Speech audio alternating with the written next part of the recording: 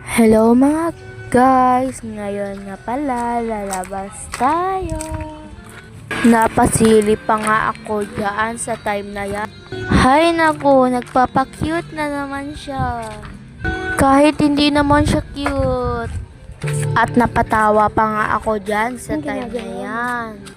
Nagre-relapse nga pala ang aking kaibigan. Hindi ko nga pala siya na-videoan dyan sa time na yan. Sorry nga pala kung ganito yung boses ko. Papaalis na nga pala ako dyan. Lumiko lang pala ako. Tingin nga pala ako dyan sa may duyan. Nakita ko nga pala dyan ang aking kapatid.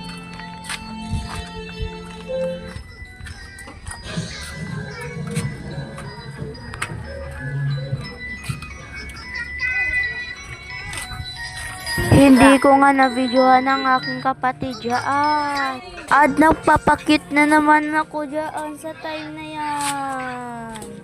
Nakita ko nga dyan ang aking pinsan. At sinabi ko na nga pala sa kanya na mag-hi siya.